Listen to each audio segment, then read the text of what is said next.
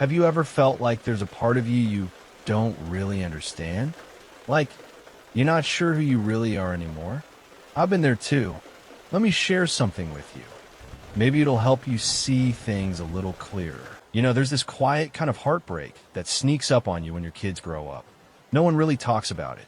It's not the dramatic kind of pain, not like a breakup or a loss. It's more like a slow ache, the kind that lives in the background of your days. And if you're anything like me, you didn't even notice it at first. You just kept moving forward, doing what you've always done, showing up, being there. But one day it hits you, the shift, the distance. You realize they don't look at you the same way. They don't listen like they used to. You've become optional, or at least that's how it feels. I remember standing in the kitchen one evening, just me, the hum of the refrigerator, and a few dirty dishes in the sink. I had just gotten off the phone with my son. A short call. He was polite, a little distracted, and said he'd try to call again next week. And when I hung up, I just stood there, empty, not because he was rude, not because he said anything wrong, but because I felt like I didn't matter to him anymore. Not the way I used to. And then came the questions, the ones I didn't want to ask out loud. Did I do something wrong? Was I too much? Not enough?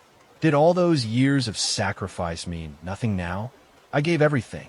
You probably did too. We gave him our time, our strength, our patience, our dreams. We swallowed our hurt, postponed our joy, kept going even when we were exhausted. And now that we have more time, more space, all we want is connection, a little warmth, a sign that we still matter. But sometimes what we get is silence, or distance, or worse, that invisible wall, the one made of sighs and polite nods. They think they know better. They brush us off, correct us, talk to us like we're fragile or outdated. And it hurts. God, it hurts. But here's the thing I'm learning slowly and painfully. This isn't about them. It's about me. About us. Because if we keep chasing their approval, begging for attention, try to reclaim a role that life has already transformed, we lose ourselves. Again, Carl Jung once said, "What you resist persists." And I think about that a lot. How much of my pain was really about resisting change? Resisting the fact that I'm no longer the center of their world? That I don't get to define how they see me anymore? That's a hard truth to swallow. But it's also freeing. Because if I stop trying to control how they respond to me, I get to focus on something deeper, my own sense of value, my own presence, my own wholeness. Lately, I've been trying something different. Instead of asking for their love, I ask myself, do I love myself right now? Do I treat myself with the kind of respect I expect from others? And often the answer is no, not really. I've been so busy trying to stay relevant in their lives that I've forgotten how to be relevant in my own. So I'm turning inward, not out of bitterness, not to shut anyone out, but because I need to come home to myself. It's funny. I used to think love was about being needed, about being there all the time, fixing things, offering advice, showing up before they even asked. But now I think love, real love, starts with presence, with being someone who respects their own time, their own heart, their own silence. I don't want to beg for phone calls or guilt trip them into visits. I want them to want to come. I want to be someone they choose to see, not someone they feel obligated to call. And that starts with me becoming someone I want to be around too. So if you felt that ache, that sting of invisibility, I want you to know you're not alone. I feel it too. I carry it some days like a second skin. But I also believe, deeply, that we're not done. That our worth isn't tied to how often our children text us or how much they still rely on us. That there is something sacred and powerful in reclaiming our own space. We're still here. We're still whole. And maybe, just maybe, the most important relationship we still get to grow is the one with ourselves. It took me a long time to understand that life isn't one long, continuous chapter. It's a series of seasons. Some of them are filled with fire and movement, others with quiet and stillness. The hardest part? Knowing when to stop clinging to the season that's passed and start leaning into the one that's arrived. For so long, I measured myself by what I could do for others, especially my kids. I was the caretaker, the planner, the fixer. I knew how to get things done, how to show up, how to be strong. And honestly, I was proud of that. Still am, in many ways. But no one told me that at some point, all that strength and usefulness wouldn't be needed the same way. No one told me what to do when the phone stopped ringing as often, when advice turned into interference, when presence started to feel like pressure. Jung spoke of two halves of life, and the more I sit with that idea, the more it resonates. The first half is loud. It's filled with effort, striving, building, giving. It's where we construct an identity, a name, a role, a place in the world. It's where we raise children, build careers, and create meaning through doing. But there comes a time when all that no longer fits. Not because it wasn't real or worthy, but because something inside starts to ask for something else. Something quieter, deeper. Toa. No one teaches you how to let go of the scaffolding you spent decades building. There's no manual for how to stop measuring your day by how useful you were to someone else. And there's definitely no easy way to accept that the value you once offered in busyness now needs to be transformed into presence. I remember sitting on my porch one evening, the sun sinking behind the trees, and realizing that I didn't know what I wanted anymore. Not really. My days had always revolved around others, their needs, their schedules, their feelings. And now, with the quiet around me, I had to face a much harder question. What does my soul want? It was disorienting at first. I felt like a satellite that had lost its orbit. But that question, that deep inner call, it wouldn't go away. And slowly, I began to see it for what it really was, an invitation. Not to fade into the background, not to disappear, but to return to myself. The second half of life isn't about maintaining the momentum of the first. It's about shifting direction completely. It's about taking all the wisdom, the heartache, the learning, and turning it inward. It's a time not for performance, but for presence. Not for proving, but for being. And that doesn't mean giving up on love or connection. It means relating differently. Relating from a place of wholeness instead of need. From calm instead of control. From listening instead of instructing. So many of us, parents especially, stay stuck in old roles because we fear what happens if we stop playing them. If I'm not the giver, who am I? If I'm not the one holding everything together, what do I become? But what I'm starting to see is that the role doesn't define the soul. And when we let go of the role, the soul finally has space to speak. And it whispers things we forgot we knew. That joy can come in solitude. That stillness is not emptiness, but depth. That purpose isn't something you chase. It's something you allow to surface when you stop running. There's a kind of peace that only comes when you surrender to the second half. When you stop trying to light a candle at noon, to force old ways to work in a new light. Jung spoke of that too. He said that trying to live the same way in the evening of life as you did in the morning only leads to suffering. And he was right. It hurts to hold on to what's already changed. It hurts to fight the flow. But when we let go, when we start to trust that the soul knows the way forward, something extraordinary begins to happen. We stop measuring our worth by how needed we are. We begin to feel something softer, steadier, wiser. We begin to live from within. And that's where real life begins again. One of the hardest things I've had to admit to myself, and I wonder if you felt it too, is that I spent so many years equating love with self-erasure. Not consciously, of course.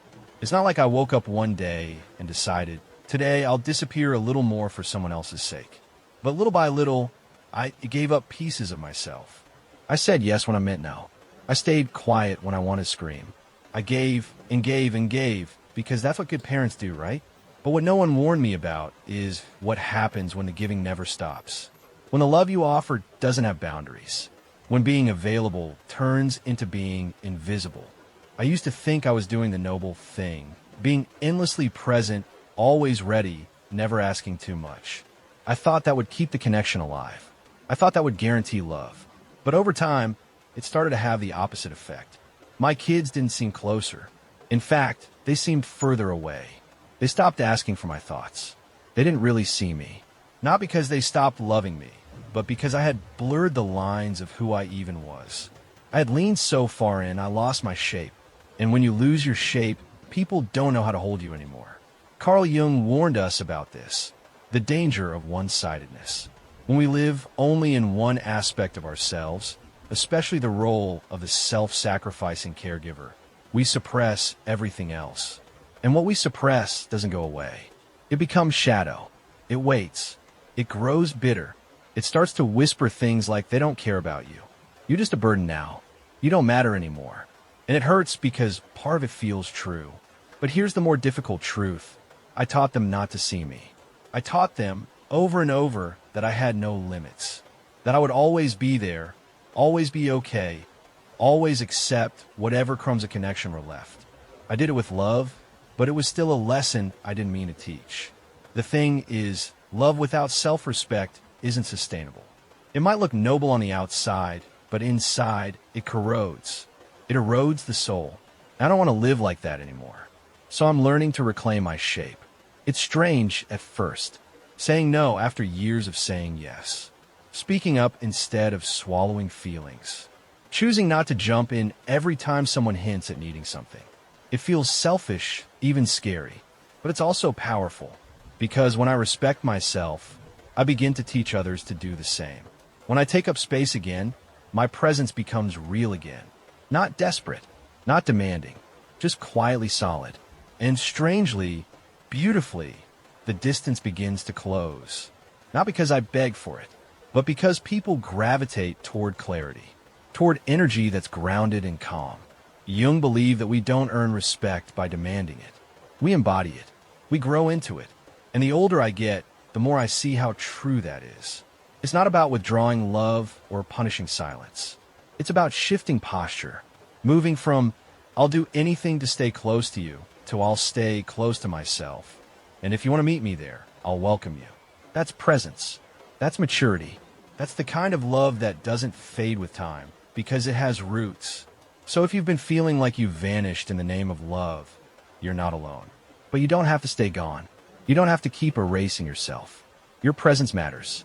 Your truth matters. And maybe it's time to let the people in your life re-meet you. Not as the endless giver, but as the whole person you've always been underneath. There's this strange moment in life. Maybe you've felt it when the noise dies down. The kids are grown. The house is quieter. The phone doesn't buzz as often. You look around, and for the first time in what feels like forever, there's space. Not the kind of space that feels liberating at first. No, it's the kind that feels hollow, empty, a little frightening.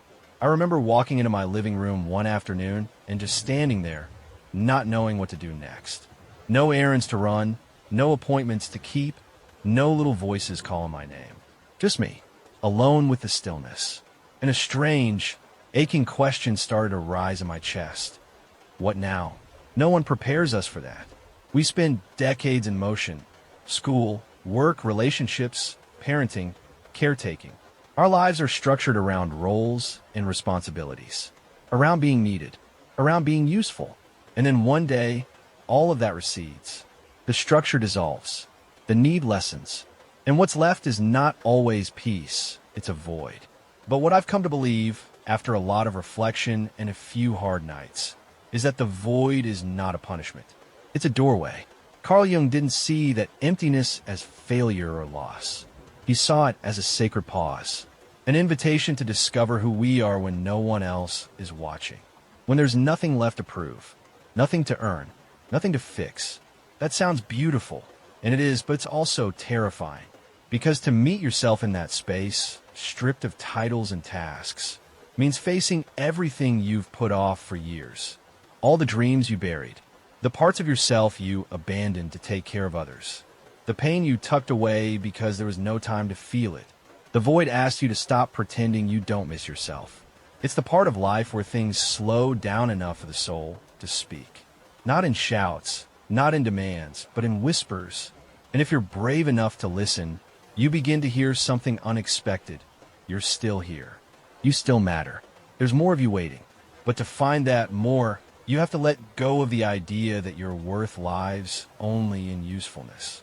And that's hard, because so many of us, especially those of us who have spent our lives caring for others, feel lost without someone to serve, without someone to need us. We confuse being needed with being loved. We mistake the loss of a role for the loss of identity. But identity isn't the same as presence. You're not just someone's mom or dad or spouse or colleague. You are you. And maybe for the first time in decades, you finally have the space to find out what that really means. That's the beauty of this stage of life. It's not a repeat of the first half. It's not a continuation. It's a new chapter altogether. A rare chance to live not for expectations, but for authenticity. And authenticity isn't loud. It doesn't beg to be seen. It just is. It takes up space without apology. So now, when I feel that familiar loneliness creep in, when I start wishing someone would call, or visit, or remind me that I still matter, I pause. I take a deep breath, and I ask myself a different question. What part of me have I been neglecting? What truth have I been too busy to hear? Sometimes the answer is simple. A walk, a poem, music, a memory. Sometimes it's more difficult. A realization, a regret, a longing that needs my attention. But always, it's a return. A return to the self I left behind while building a life for everyone else. Jung called this process individuation, the integration of everything we are. It's not about finding a new identity. It's about coming home, becoming whole. Not perfect, just complete. So if you're standing in that empty room, unsure of who you are now that the roles have shifted, just know this. The void isn't the end. It's the beginning, and you don't have to rush to fill it. Just be there. Be present. Be honest. And little by little, your own voice, the one that got quiet over the years, will return. Not in shouts, not to impress, but in truth, in presence, in peace. There's a moment, and maybe you've had it too, when you realize you've been waiting. Not just for a phone call or a visit, but for something deeper.